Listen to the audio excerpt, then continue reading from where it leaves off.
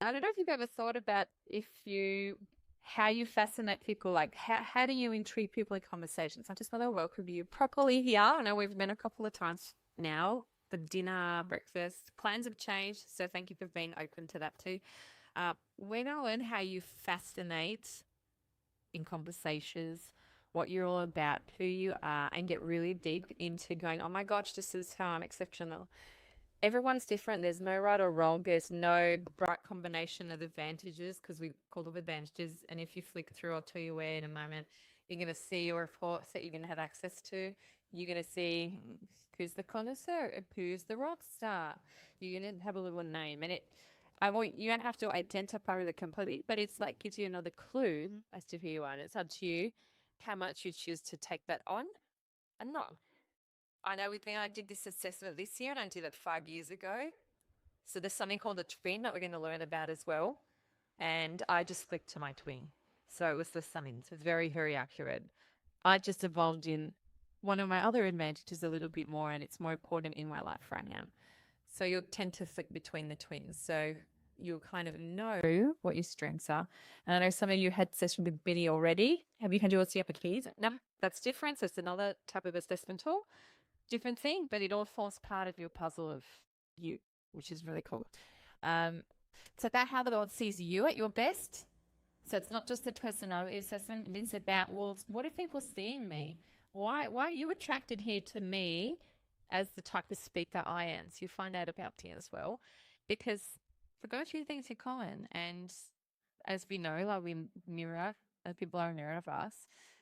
We tend to hang around people who are similar to us. In business, that's not so good. So we're going to go through that tomorrow. You need people different to you because they need to complement you. Because if there's too much of the same, we get problems. And there's too much drama, and there's too much of analyzing, or there's too much of something's not good. We want to be balance. Makes sense. So, but yeah, I don't want to miss stuff. I'm going to be like cross-checking myself because first time I'm presenting it, so I'm really excited. Be bold, be brave, be you, all those things that we've been talking about. Be open and take what you want from it. Okay. It's not labeling you in anything. And what we talk about, it's just opening your mind to, hey, what am I lean into this? I like this. Or you might have sort of two things saying, oh, this is why I don't like doing this task because it just doesn't find anything to me. So certain things I don't like. I don't like Excel spreadsheets, but I need to have them in my business. So I need to hire someone or have a business partner who's going to complement me in that way. And I don't know if you've ever thought about how you fascinate people, like how do you intrigue people in conversations? Because you never talk to something because it's so boring. They're just not aware, and it's a type of personality. And you got others who are mute, who don't speak, and you're like, do they like me? Like our patients, some of them, do they like me? Like, why do they keep coming back? I don't know if they actually like me. So we're all very different in that regard. So give yourself permission to just explore. We cool? Yeah. I know we're pretty cool here. All right. I will ask you there's 5 questions I'm going to go through now, and we'll probably go through another 5 tomorrow. So get your books ready or find a blank page you want to write on. Anywhere you can do it behind that survey if you like. There's some white pages in my people and brief section, I think. So it's about discovering what you do best, how you best perform, what you should be doing more of, and figuring out, well, what's missing and what do I need to help myself win in all facets of life. So when you're looking for partners, same sort of thing. I wish someone had kind of told me, hey, do these assessments for the partner. I did a retrospective Tita. So if you've got partners but haven't done this fascination test, get them to do it. Just to turn that on silent.